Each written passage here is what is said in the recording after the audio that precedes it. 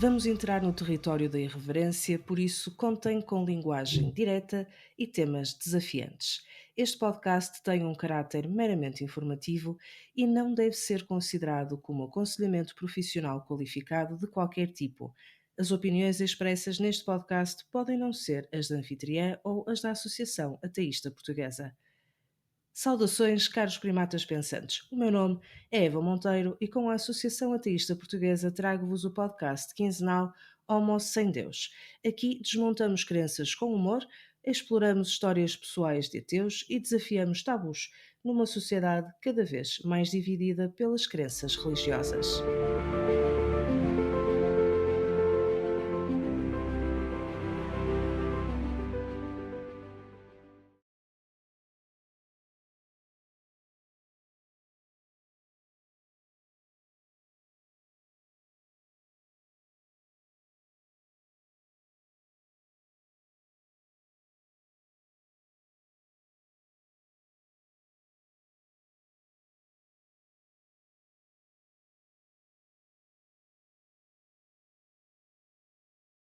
Caros primatas pensantes, neste especial do Homo Sem Deus recebo 4 associados com diferentes percursos e áreas de interesse para explorarmos a fascinante devoção pelos sudários. João Monteiro, biólogo, oferece a sua formação em ciências da vida para discutir as alegações biológicas associadas a estes artefatos. João Sequeira, arqueólogo, vai partilhar connosco o seu conhecimento sobre a autenticidade e a história dos sudários. João Tavares, ex-católico praticante e membro do movimento dos focolares, vai oferecer-nos uma perspectiva pessoal sobre a transição da fé para o ceticismo.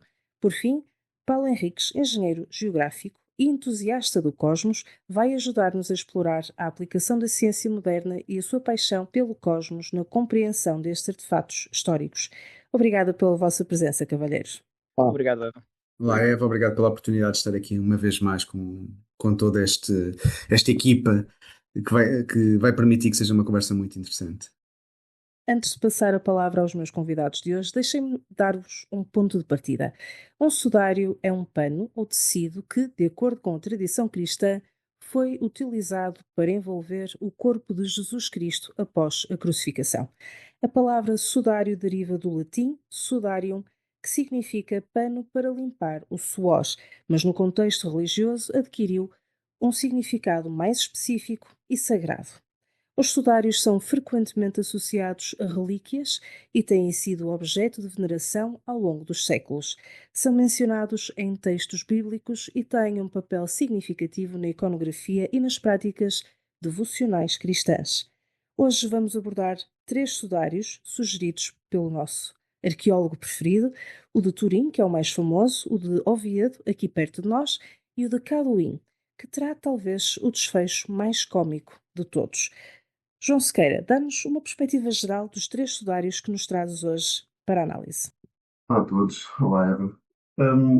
Sobre os sudários e a introdução já que fizeste está muito bem, mas quando falamos em sudários, falamos em panos funerários, é uma prática comum no judaísmo do século I e noutras culturas mediterrânicas. Portanto, eles não são panos divinos, são objetos terrenos, são objetos perecíveis do mundo antigo. O linho era caro, assim como a roupa das pessoas, por isso é que o sudário envolvia as pessoas, porque a roupa tinha que ser aproveitada para alguém, com exceção das élites. Portanto, muitos destes tecidos eram reaproveitados, retirados do cadáver após a decomposição, etc. Portanto, o que se passa é que entre os séculos XI e o século XIV, há uma explosão, uma procura pelas relíquias na Europa. Isto muito a ver com as cruzadas e muito a ver com a economia da peregrinação. Portanto, há uma procura destas relíquias, não é só os sudários, mas outras relíquias da cristandade, como os pregos da cruz, etc. Portanto, os sudários autênticos comprovados na antiguidade não chegaram até nós. O que temos são objetos que surgem já num contexto cristão medieval. Portanto, destes sudários que escolhi, há mais sudários, eles não chegaram até nós, a não ser nas fontes, mas estes, o de Turim, que é de cerca de 1355, aliás,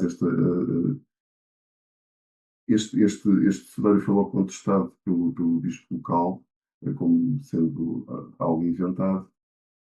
Houve várias tentativas de datação de carbono 14, houve tentativas de datação, mas depois, como isto não traduz os resultados esperados, contesta-se imediatamente uh, esta metodologia. Pronto, provavelmente, muito provavelmente é medieval, e a discussão sobre o sudário de Turim atualmente é muito mais teológica do que outra coisa. O sudário de Oviedo, a primeira menção é no século VIII, depois existe uma lacuna mental, não se fala nele até ao século XI. Não tem os mesmos, não foram feitas as mesmas intervenções de datação foram feitas ao sudário de Turim, mas foram feitos estudos às amostras de sangue. Portanto, como não tem nenhuma imagem, ainda também contribui para uma discussão sobre a sua autenticidade e tem um contexto histórico absolutamente frágil. O de cada um é o mais interessante do meu ponto de vista deles todos, porque é tido como uma relíquia da cristandade. Alguns papas, agora não estou a recordar quais, mas autenticaram o sudário como algo que era real e milagroso. E depois, mais tarde, descobriu-se que na bordadura do sudário não estava escrito outra coisa senão Allahu Akbar, o que fez com que o culto a este sudário fosse silenciosamente suprimido em 1934. Ele ainda está exposto na igreja. É uma abadia, não quero arrumar abadia cisterciense, mas posso estar enganado. O que estes sudários fazem são relíquias para peregrinos. Portanto, do ponto de vista da arqueologia, sem haver um contexto, estes artefatos só são analisados do ponto de vista da- do antiquarismo. Os arqueólogos precisam sempre de contexto para as coisas, não é? Uma peça não vai falar por si só se não tiver contexto. Pouco serve para construir uma narrativa. Portanto, dizer que é uma fraude, eu penso que a fraude nem sempre implica má fé.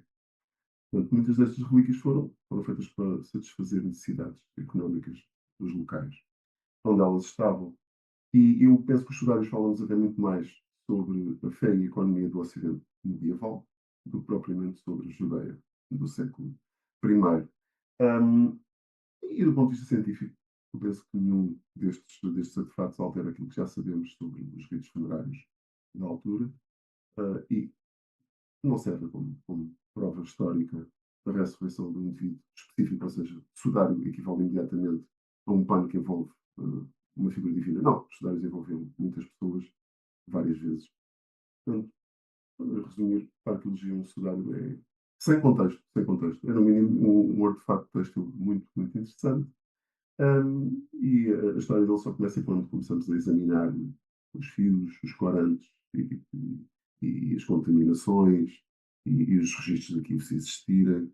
Sem isso, fica tudo muito frágil e, portanto, continua a ser objetos que refletem o imaginário, bastante mais o imaginário medieval e o marketing religioso dos dias de hoje do que o corpo de um carpinteiro, ou suposto carpinteiro crucificado há 2000 anos. Da mesma forma, no presente continua a ser, creio eu, uma questão de marketing religioso e uma questão de atrair pessoas de fé. Como é que isto serve para edificar a fé de um cristão? João Tavares. Eu diria que os católicos gostam muito deste tipo de relíquias, não só dos cesáreos, mas dos cesáreos em particular, porque há muito mistério em volta disto e, ao mesmo tempo, acabam por funcionar como provas materiais da veracidade do Evangelho, da proposta cristã, porque os 4 Evangelhos, todos eles mencionam a existência de um lençol que cobre, um lençol ou panos que cobrem o corpo de Jesus Cristo quando foi sepultado. Então, eles usam estas pequenas provas que vão encontrando ao longo, ou encontrando, se calhar não é a palavra certa, mas pronto, que vão encontrando ao longo da existência da humanidade para tentar encontrar alguma coisa onde se possam basear a sua fé ou servir de alguma forma de confirmação e reafirmação da própria fé. Depois estas relíquias são muito boas, como também já foi dito pelo João Sequeira, para atrair peregrinações, também que resulta em algumas doações, portanto, é um bom negócio de certa forma para a igreja. Depois, ao mesmo tempo, também permite evangelizar usando estas provas, entre aspas, da existência de qualquer coisa. E ao mesmo tempo, como são provas de difícil acesso, porque muitas delas hoje estão protegidas até por questões de conservação, mas nem sempre é fácil de aceder às provas concretas a nível de material, e também é difícil de entender os estudos à volta disto porque usam metodologias complexas, é muito fácil de preencher buracos, até descredibilizar algumas contestações. Portanto, são ferramentas excelentes para tentar encontrar aqui alguma base material para aquilo que é imaterial. E, no entanto, não é isso que a ciência nos diz, certo, João Monteiro? Pois, nós num dos anteriores episódios do podcast Toma Sem Deus falámos assim ao de leve no Sudário de Turim, apenas nesse, e eu comentei com a Eva, ela ficou muito espantada porque nós, em Química, já na faculdade, quando estamos a ter Química Geral, um dos exercícios que fazíamos era precisamente de fazer cálculos de datação de espécimes, fossem de seres vivos, animais ou plantas, ou até de material como tecido. E um dos exemplos práticos que davam no final do capítulo era precisamente o caso de datação do Sudário de Turim, que aponta, como o João Sequeira tinha indicado, ali para a Idade Média. Portanto, isto é um dos exemplos clássicos que surge, não há nada de místico aqui, é uma questão de fazer cálculos e de chegar a esse resultado. Pronto. E então também isto alimentou a ideia que a Eva já tinha de fazermos este podcast especial sobre os vários sudários, e é isso que aqui estamos. Mas no final desse episódio me surgiu a ideia de abordar isto numa outra perspectiva, e daí o interesse desta sessão de hoje, de abordarmos de diferentes perspectivas, era que a mim preocupa-me que se calhar as pessoas não perceberem. A gente fala muito de datação com carbono 14, mas o que é isso, a datação com carbono 14? Então, como propus falar hoje, foi precisamente explicar, dar aqui um bocadinho de uma aula de química, do que é este tipo de datação e o que é que isto tem a ver com radiação, tem a ver com tudo isto.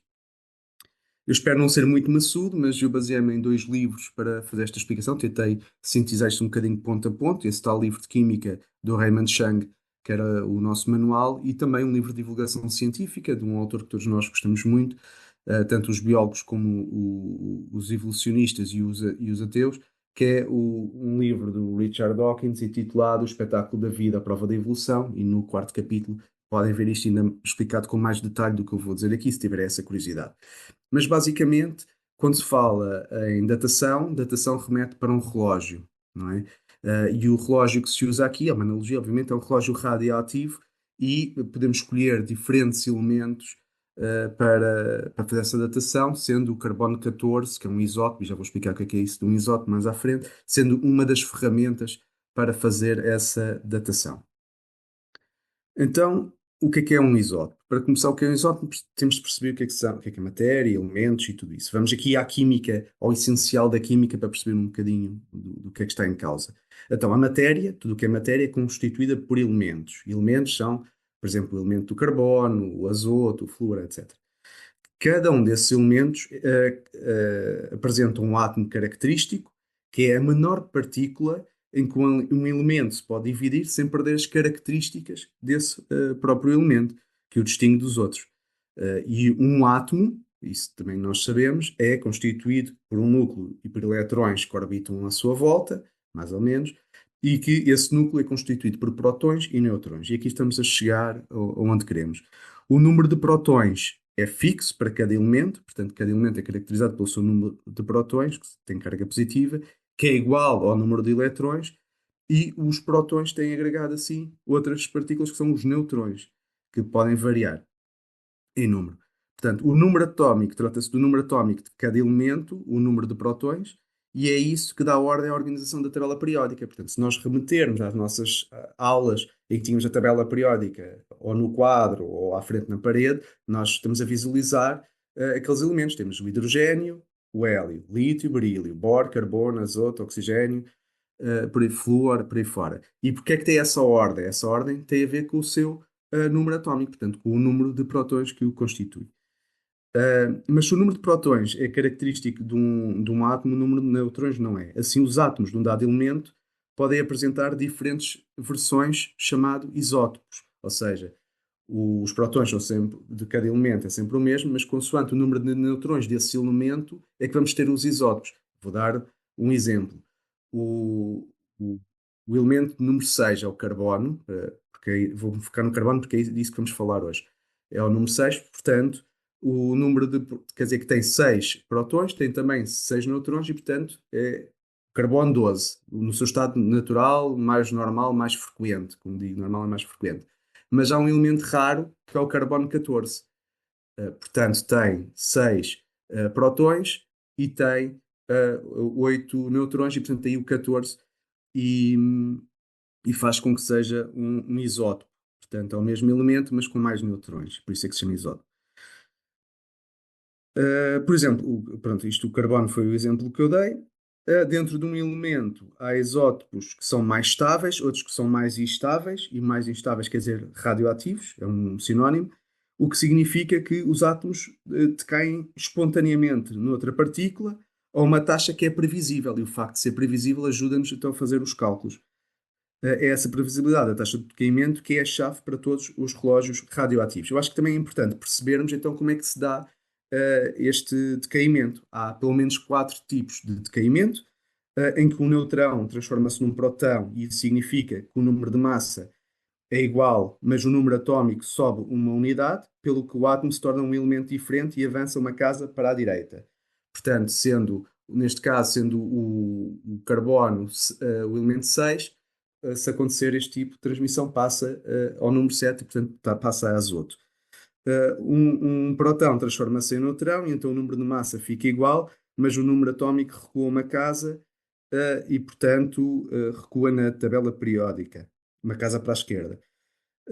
Pode acontecer também um neutrão perdido chocar contra o núcleo e esse próton substituir o neutrão substituir o próton, e então acontece o mesmo que no caso anterior, e depois pode haver o que nós também ouvimos por vezes falar em ficção científica ou em alguns exemplos de divulgação, os decaimentos alfa, que mais não é do que a emissão de uma partícula alfa, que é emissão essa pelo átomo, algo que acontece, naturalmente, em que perde 2 prótons e 2 neutrões, e aí significa que há uma alteração de 2 casas na tabela periódica. Pronto. Agora, como eu estava a dizer, e agora falando de coisas, estou-me a aproximar cada vez mais da prática, porque até aqui falei um bocado mais da teoria para percebermos como é que isto se processa, agora aproximando cada vez mais da parte prática, que é o que nos interessa. Eu disse que a taxa de decaimento é conhecida e ocorre de modo exponencial. É a medida usada para calcular essa taxa de decaimento é o tempo de meia-vida, portanto, cada elemento tem um tempo de meia-vida. O que é isso de um tempo de meia-vida de um isótopo radioativo? É o tempo necessário para que se reduza a metade a quantidade inicial dos seus átomos. Portanto, o tempo de meia-vida, cada isótopo tem o seu tempo de meia-vida, o do carbono é de cerca de 5.730 anos, o que nos permite fazer essa datação. É por isso é que ela é tão útil para a datação arqueológica, porque na datação arqueológica estamos a lidar com séculos, datação de séculos ou de alguns milhares de anos, e por isso o carbono pode ser utilizado. Isto em oposição ao que os evolucionistas dizem, que o carbono 14 não pode ser usado para datar fósseis, e portanto é uma maneira dos criacionistas atacarem a datação de carbono 14. E eles têm parcialmente razão. É verdade que o carbono 14 não pode ser usado para a datação de fósseis, precisamente porque tem um tempo de semivida muito curto. No entanto, há outros isótopos. O carbono 14 é apenas um dos isótopos usados para a datação. Há outros isótopos com um tempo de meia-vida maior, como por exemplo o urânio, o tório, etc., que permitem fazer esses cálculos e conseguir datar os fósseis. Mas voltando outra vez ao carbono, que é o que nos interessa, como é que o carbono 12 e o carbono 14 entram nessa história? Porque é preciso saber a proporção entre estes dois para fazermos esse cálculo da, da tal datação. É uma proporção, o resultado é uma proporção. Então, o carbono, como nós sabemos, está na atmosfera, está em todo à nossa volta na natureza, em particular no ar que respiramos, sob a forma de CO2. E o CO2 é absorvido pelas plantas através do processo de fotossíntese, da qual se formam açúcares. Os açúcares são usados no alimento dos herbívoros, depois dos carnívoros, acabam por chegar a nós também, e depois o carbono volta à atmosfera de várias maneiras, como através da respiração, através da excreção ou quando morremos. E é precisamente nesta parte do quando um ser vivo morre que a datação começa a fazer sentido, porque o ciclo termina, portanto, deixa de haver um influxo de carbono 12 e carbono 14, portanto, o carbono 14 que existia no ser vivo, que entretanto morreu, deixa de circular e, portanto, o que vai passar a haver é cada vez mais carbono 12. E através do cálculo dessa proporção, então, de quanto mais carbono 12 é que há e menos 14, é que conseguimos saber então a data provável do espécime que estamos a analisar, seja ser vivo, seja tecido, que neste caso é o tecido, porque é um sudário que estamos a falar. E vou aqui abreviar um bocado a história só para dizer que a datação com carbono 14 é muito recente, surgiu só no século XX, na década de 1940. Era necessário também para fazer essa datação muita matéria, até que a tecnologia evoluiu e na década de 70 adaptou-se a técnica de espectrometria, porque já existia a espectrometria de massa, para fazer então a datação também por carbono 14, em que tinha como vantagem que eram necessárias então amostras muito minúsculas. E isso foi útil então para diversas disciplinas, sendo a arqueologia uma delas.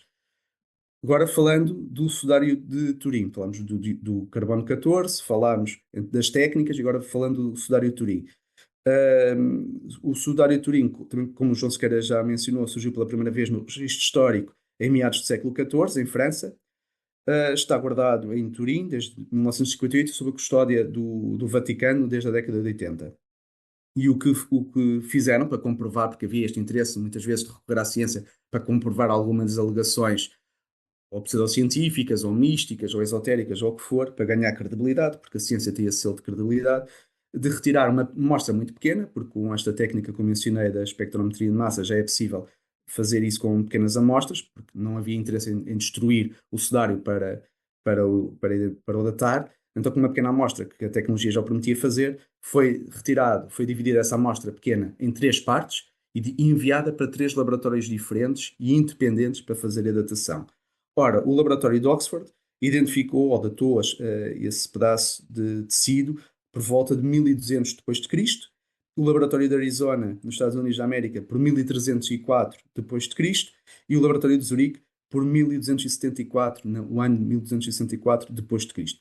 Ora, tudo isto são datas mais ou menos próximas, porque é que elas diferem em alguns anos, em algumas décadas? Precisamente porque qualquer técnica tem uma margem de erro. No caso da datação de radioisótopos, essa margem de erro está perfeitamente identificada, é cerca de 1%, o que bate certo com este tempo de semivida, ou tempo de meia-vida do carbono 14, que é de cerca de 5.000, 6.000 anos. Portanto, a margem de erro anda à volta dos 50, 100 anos. Pronto, e daí este diferencial, isto não retira a credibilidade à datação, pelo contrário, só comprova que ela é bastante rigorosa. Estamos a falar entre 1200 e 1300, mais ou menos, ou 1350. Pronto, e o próprio livro, voltando aqui à questão inicial do livro de Química do Raymond Chang, o que indica também é o ano 1350, portanto aqui um valor próximo, aproximado de todos estes.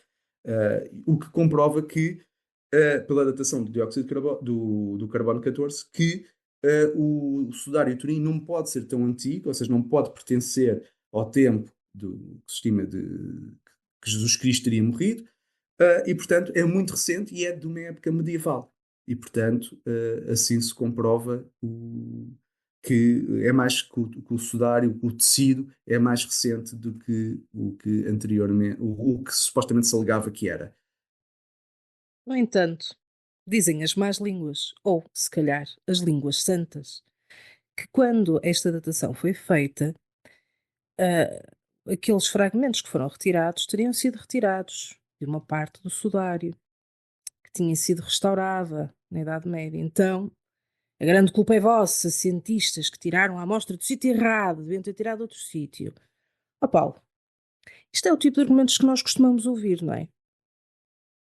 Sim, é o tipo de argumentos que nós costumamos ouvir, mas é que, assim, por exemplo, agora o João estava a falar e muito bem do decaimento radioativo da meia-vida dos isótopos, e isso também é usado, a título de curiosidade, para para calcular a idade do universo, porque há elementos como o Rhénio 187, é um isótopo, e o Osmo 187, que são medidos de várias maneiras através do espectro de várias estrelas e calcula-se mais ou menos a existência dessa quantidade desses elementos que tem uma meia-vida de 40 mil milhões de anos.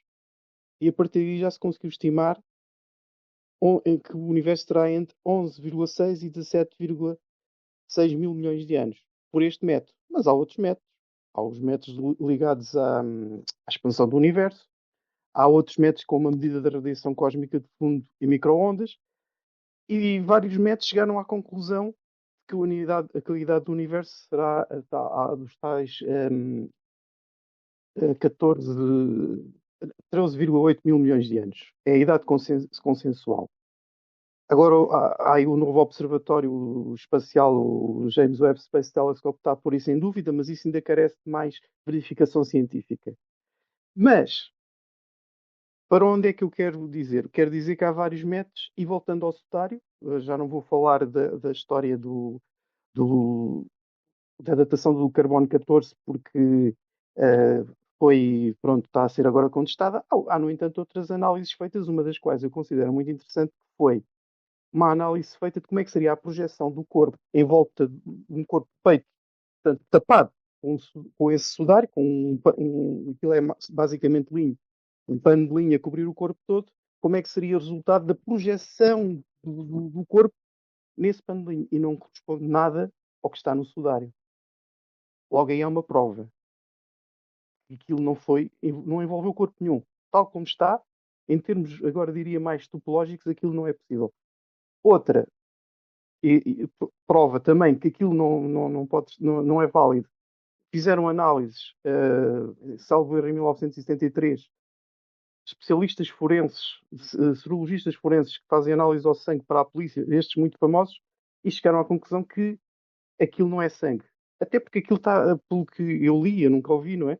Aquilo está com um vermelho vivo que não se coaduna com o sangue. Toda a gente já viu como é que fica o sangue num tecido ao fim de muito tempo, fica acastanhado. Tudo está vermelho vivo. Portanto, tudo leva a crer que aquilo será tinta. Mais outra prova. E iríamos por aí fora, não é? Quer dizer, até porque pelo que eu li, não sei se alguém pode confirmar isto, a Igreja, a própria ICAR, não garante a autenticidade que aquilo seja autêntico, o sudário, nem sequer diz que aquilo é uma questão de fé. Ao ser uma questão de fé, poderemos dizer o que quiserem. Eu acho que estão mais interessados no culto propriamente na autenticidade. E, portanto, há muitas provas que contestam isto. Não precisamos só de pensar no caso quanto a mim, do que eu li, salvo erro, foi em 88, se eu tiver errado alguém me corrige, em 1988 foi feita esta datação de carbono, e foi feita por 3 laboratórios diferentes, um em Zurique, outro em Oxford e outro na Universidade do Arizona. E foi bastante bem comprovada, com uma metodologia bem consagrada, seguiu todos os preceitos, revisão por pares, tudo conforme o que manda o método científico. Portanto, agora se vierem dizer que deram as amostras erradas, então deem as amostras certas outra vez e permitam fazer. Só que não é isso que está a acontecer. E, entretanto, mais recentemente, em 2022, há um estudo feito por um tal professor Giulio Ponti, isto é italiano, eu não sei falar italiano, fez uma datação. Giulio, obrigado. Espera aí que temos aqui o João Tavares que fala italiano. Diz lá o nome Fala direitinho. italiano.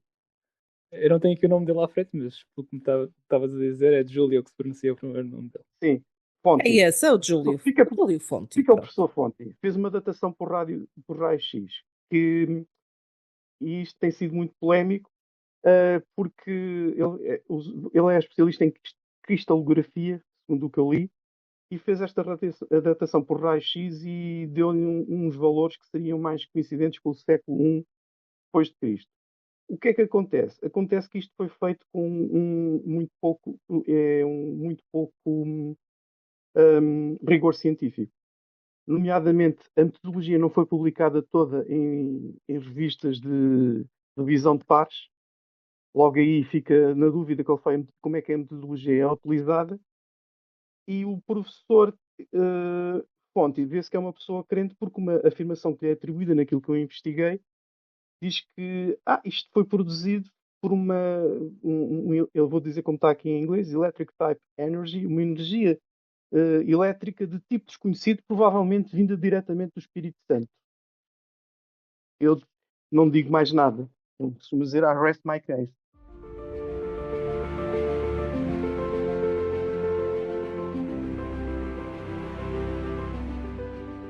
Queridos primatas pensantes, se estão a gostar deste episódio, sigam-nos nas redes sociais da Associação Ateísta Portuguesa para mais conteúdos exclusivos. E para se manterem atualizados, visitem aateistaportuguesa.org e não se esqueçam de deixar uma avaliação de 5 estrelas na vossa plataforma de podcasts preferida. Ajudem-nos a chegar a mais ouvintes.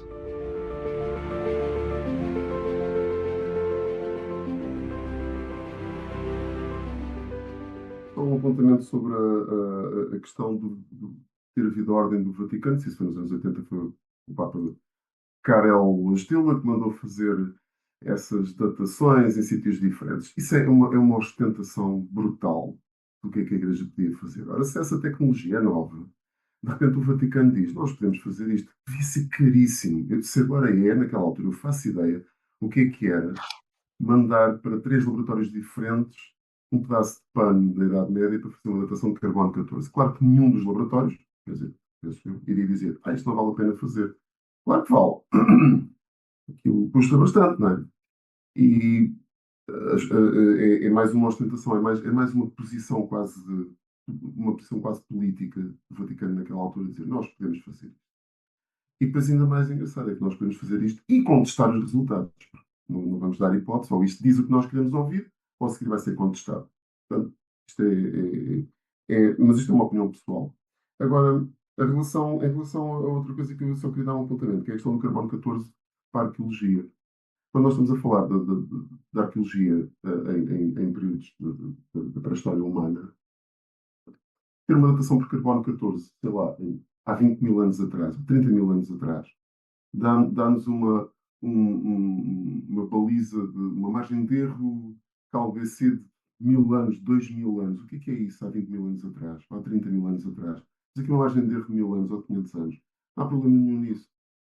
Quando começamos a chegar mais próximo da nossa era,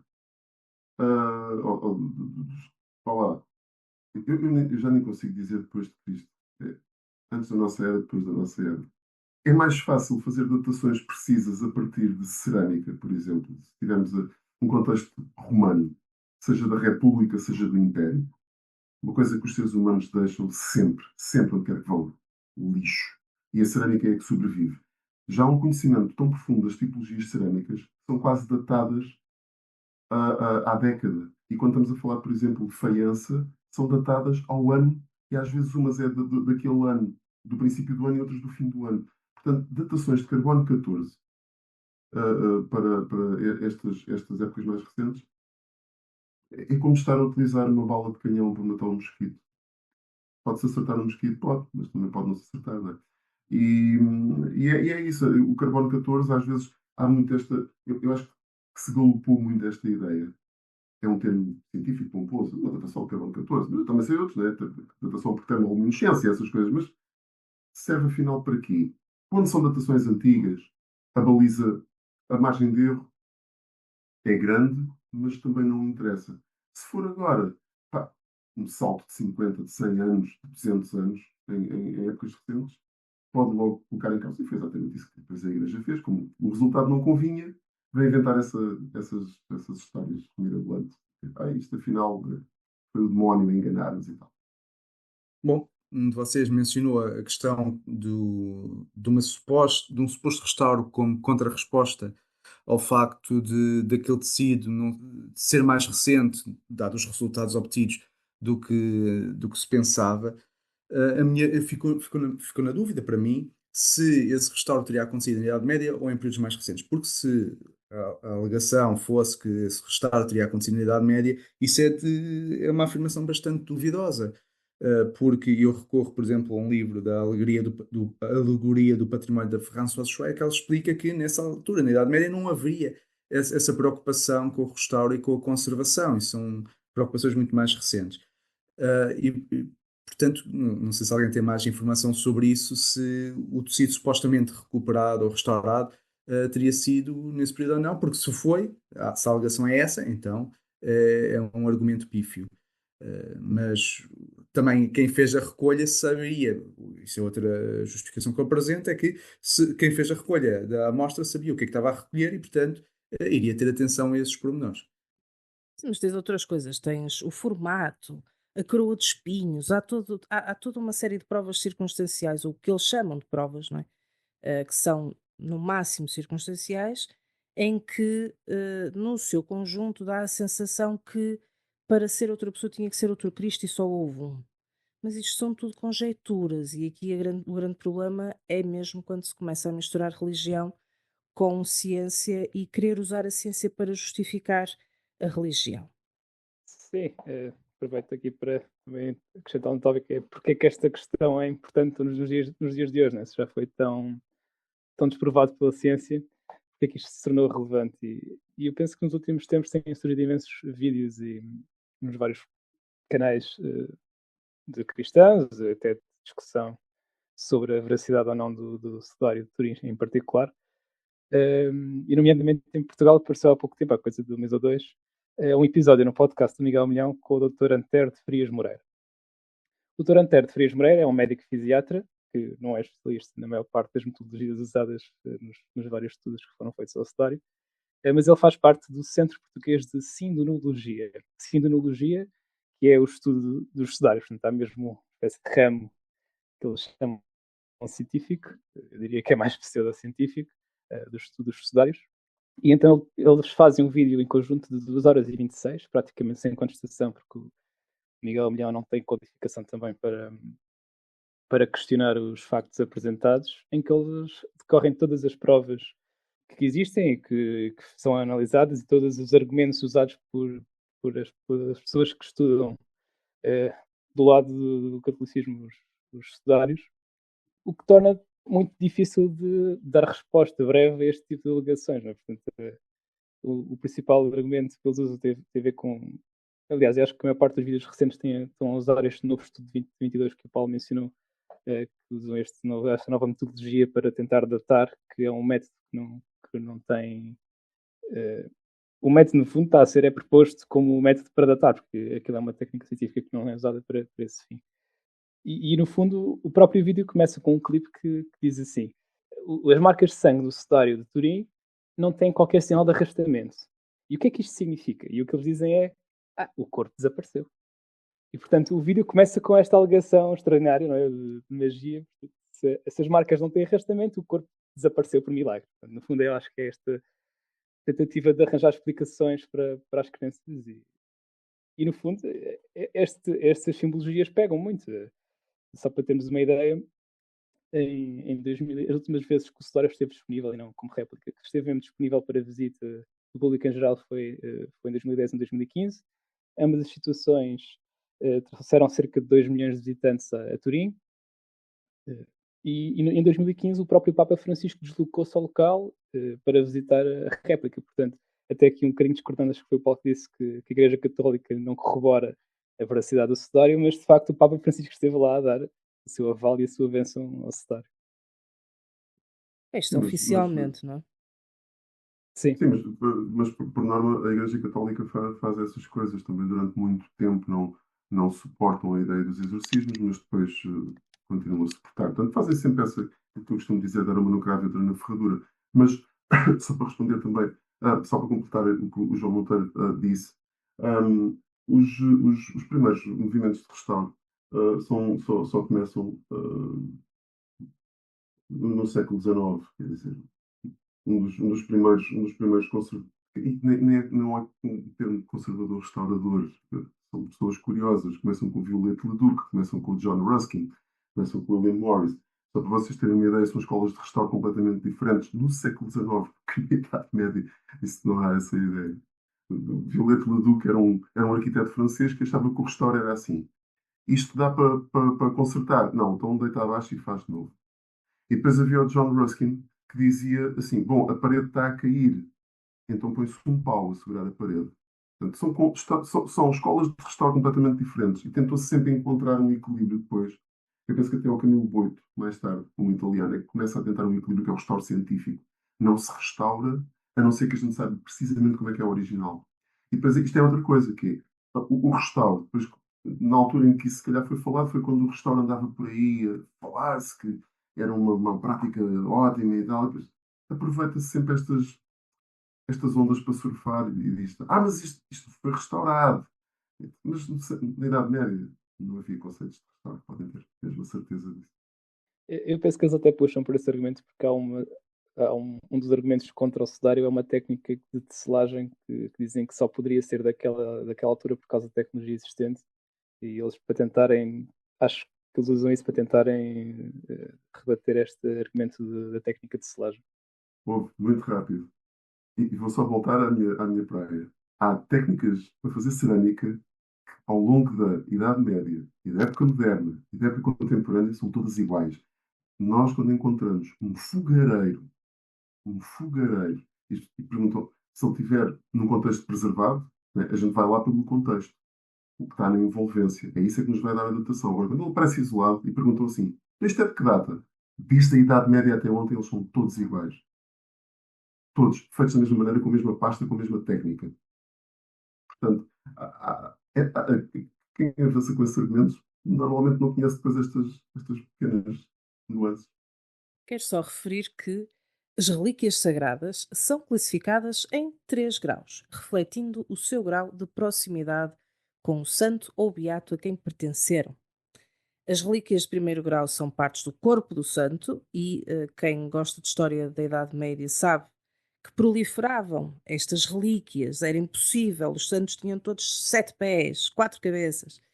Portanto, essas são as de primeiro grau. As de segundo grau são os objetos que pertenceram ao santo, e se repararem, por exemplo, agora temos o santo Acutis, que já foi beatificado, e já se vendem relíquias de tecido, portanto, esta coisa do sudário ainda se continua a utilizar, há relíquias do santo, são relíquias modernas, e depois as de terceiro grau, são objetos que tiveram contacto com o corpo do santo. Qualquer coisinha que tocou no senhor pode ser vendido como relíquia. Isto é um grande negócio. Pois é, e agora estavas-me a lembrar de uma reportagem que vi aqui há uns tempos, Eva, sobre a mãe do tal santo que andou a cortar pedacinhos de pano lá de uma coisa qualquer que ele vestiu, andava a vender ali na praça. Pronto, ia fazer dinheiro para ela, não acredito que aquilo fosse para mais alguém, e estamos ainda nisto. Mas o que é mais engraçado ainda, acho que o João Tavares que falou, nas réplicas, que o Santo Sudário já não era visto desde não sei quanto e continua a haver réplicas. E é uma da coisa que é engraçada, quando andei a investigar sobre isto, há réplicas no Brasil, noutros sítios, mas também aqui em Portugal. Há uma notícia do jornal de Notícias do Centro, de 26 de abril de 2022, que diz: a Igreja Matriz da Feira exibe em maio a única réplica do Santo Sudário em Portugal. Eu achei isto curioso. Pronto, diz que tem na altura, não sei se ainda estará hoje em exibição, tem a Igreja Matriz de Santa Maria da Feira, tem em exibição aquela que a paróquia aponta como a única réplica em Portugal do Santo Sudário, mante que, segundo a doutrina católica, envolveu Cristo após a sua morte. Pronto, a gente já sabe o que é que isso significa, não é? Mas o Santo Sudário está depositado na Catedral de Turim, explicam a história e não sei o que mais, e dizem que na mesma cidade italiana foi mandada confeccionar cópias da peça, e uma dessas peças foi adquirida pela Comissão da Capela de Nossa Senhora de Campos por cerca de 3.300 euros, graças a vários donativos por parte da comunidade de Santa Maria da Feira, no distrito de Aveiro. Ou seja, as pessoas andaram a pagar por uma cópia réplica de uma falsificação. Para mim isto é duplamente falso e não é assim tão barato, 3.300 euros, portanto, Ora bem, enfim, vamos lá ver, vamos pôr aqui os pontos nos is, Paulo. Tu podes não certo? ter respeito pela fé, mas vais ter respeito pelas réplicas originais. Réplicas Uma originais. réplica original. Uma réplica original tem valor, certo? Esqueci-me desse pormenor. Mas, senhores, também Mas, temos a questão de ser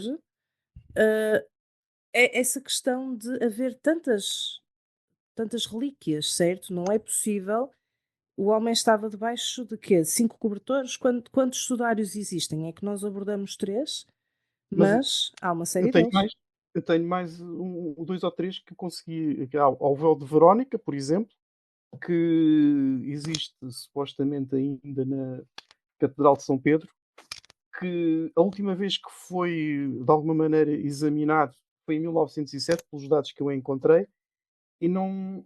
Epá, e aquilo é basicamente um pano sujo, muito feio, não se percebe. Supostamente seria a cara de Cristo que lá estaria, mas das imagens que eu vi na internet aquilo é muito pouco perceptível, é uma mancha escura, é um borrão. Há também uma imagem na igreja de Edessa, que é a imagem de Edessa é na Turquia, em Edessa, na Turquia, que tem uma história muito estranha de, pelo que eu percebi, aquilo não, onde eu consegui, a fonte que eu consegui ver sobre aquilo era um bocado muito estranha, muito pouco consistente a forma como contava a história.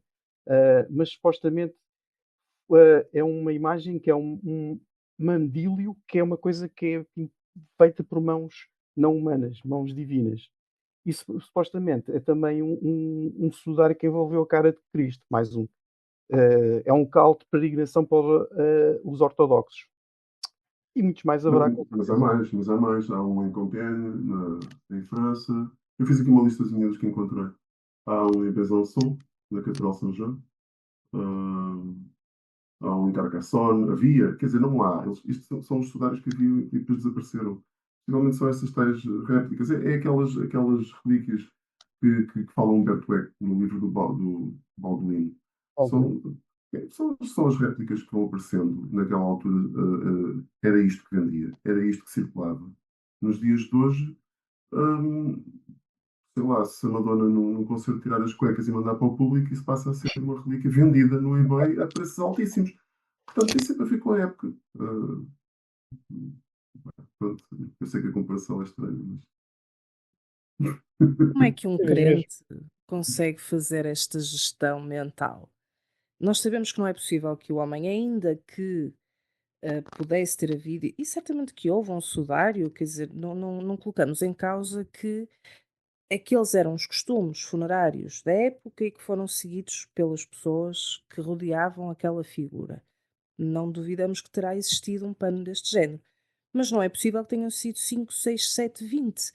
Como é que um crente faz esta ponte? Eu acho que é simplesmente pela distância, ou seja, as pessoas moram normalmente moram e vivem a sua vida toda mais ou menos próxima do local onde nasceram.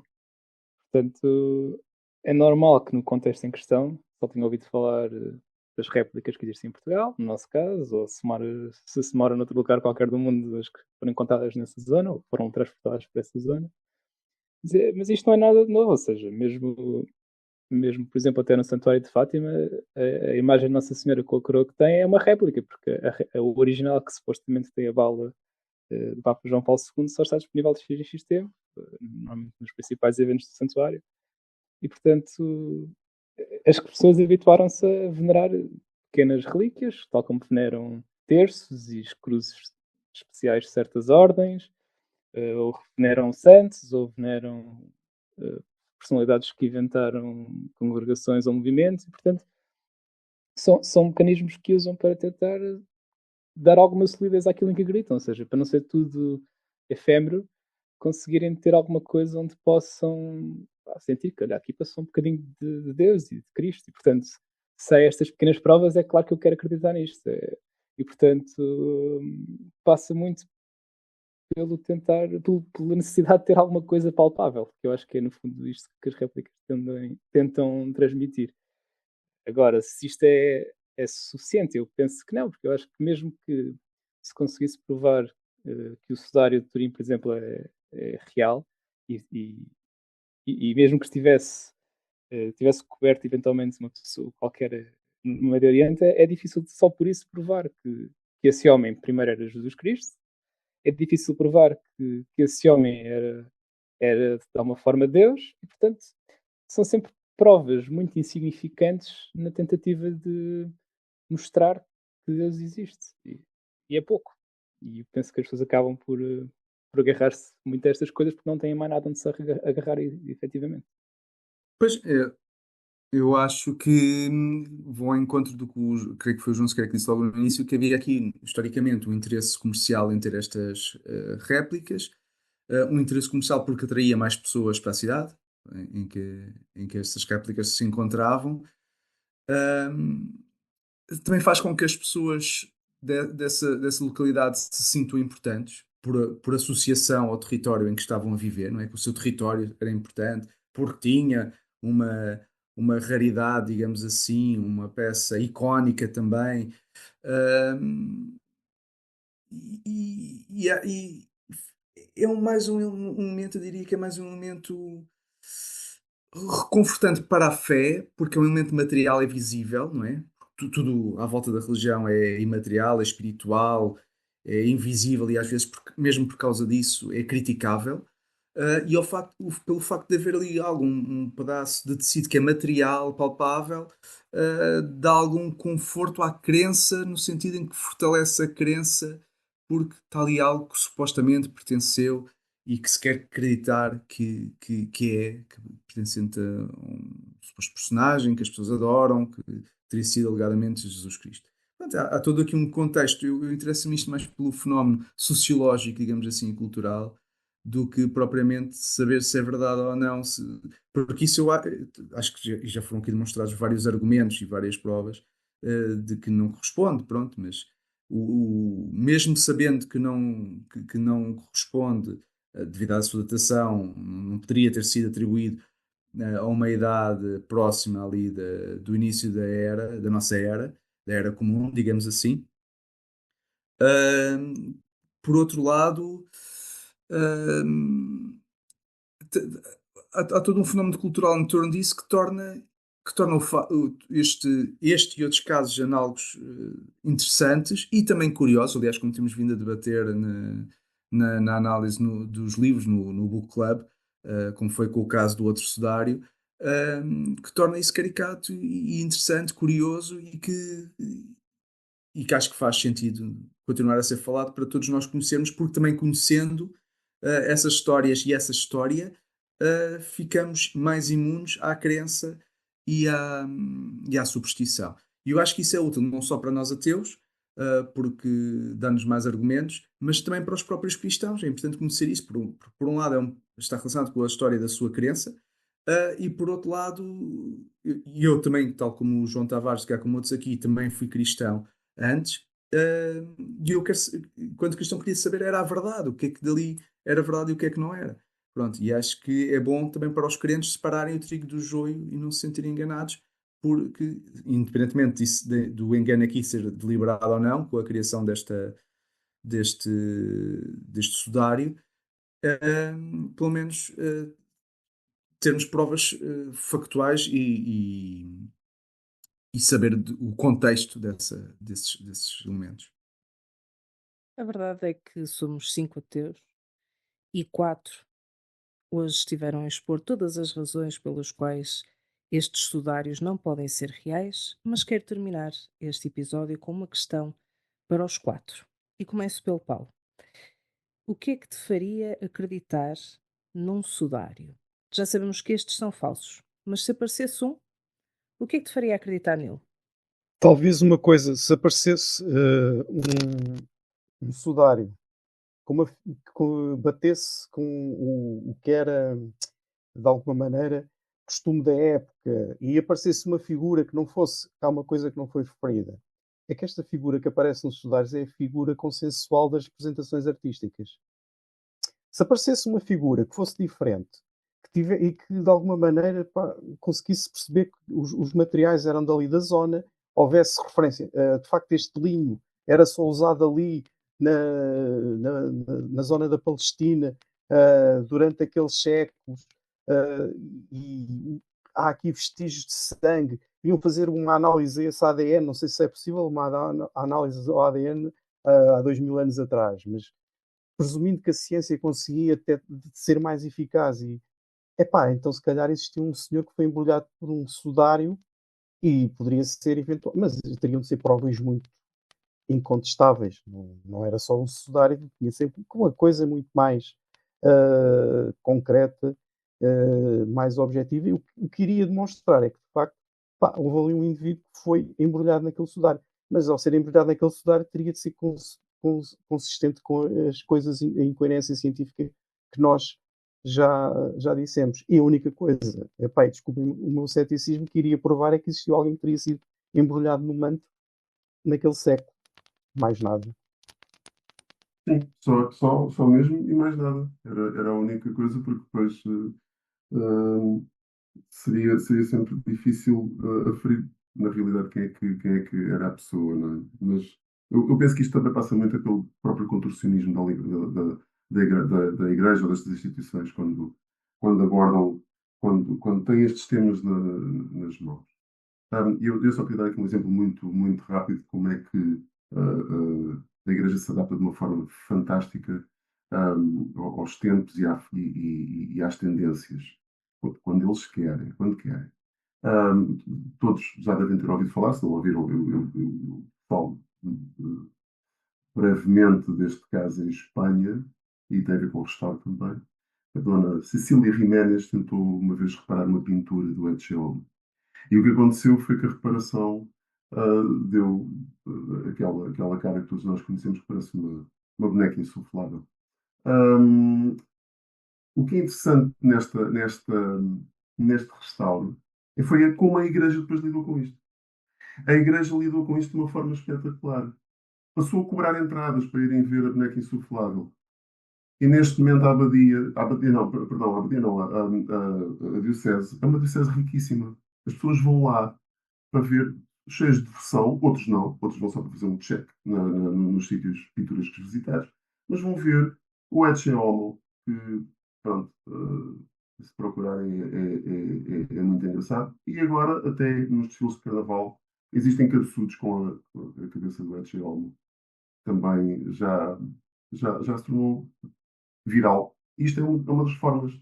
Portanto, mesmo que se algum dia, e nunca se vai provar, mas cada vez que se diz, não, isto não é verdade, o contorcionismo do discurso da Igreja arranja uma forma de dizer, não, mas isto é o diabo a enganar-vos. Isto, na realidade, mesmo que a gente pergunta, tá, mas não ascendeu aos céus ao fim de 3 dias, teve tempo para fazer isto, deixar sangue, deixar uma marca e tudo. Mas isso é um mistério, que é das coisas mais fantásticas que eu costumo ouvir.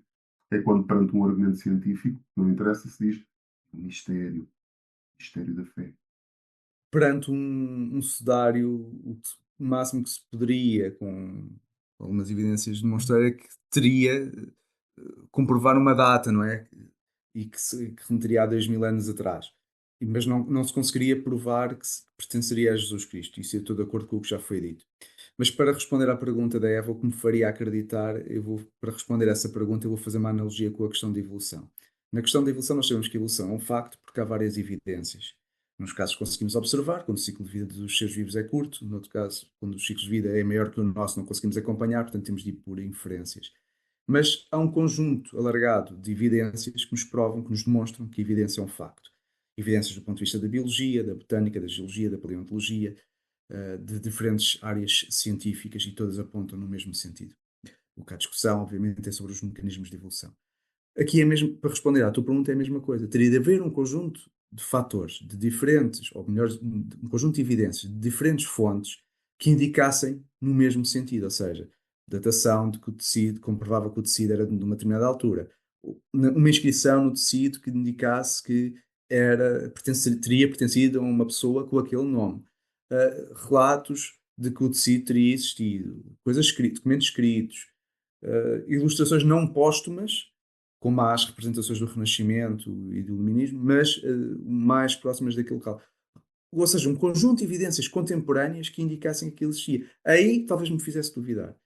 Sim, da minha parte é mais ou menos a mesma coisa. Portanto, teriam que praticamente, no fundo, encontrar a pirâmide egípcia onde estariam enterrados Jesus Cristo e todos os artefactos associados, que é para a gente ter certeza que aquilo era dele. Quer dizer, eu acho que é muito improvável que isso venha a acontecer. Mas pronto, se acontecer, cá estaremos nós para observar. E já agora queria deixar a nota que, para não pensarem que nós estamos contra estas peregrinações a Turim. Turim é de certeza uma cidade muito bonita para se visitar. Provavelmente este ano vai estar exposto o Sudário de Turim original, que é o ano de jubileu. Se por acaso não conseguirem lá nessa altura, também tem um museu do Sudário, com uma sala onde podem fazer uma visita virtual ao Sudário. E, portanto, só têm que pagar 8 € para entrar se forem adultos. E, portanto, estejam à vontade para pelo menos conhecer o fenómeno cultural. Quem sabe pode ser um passeio divertido.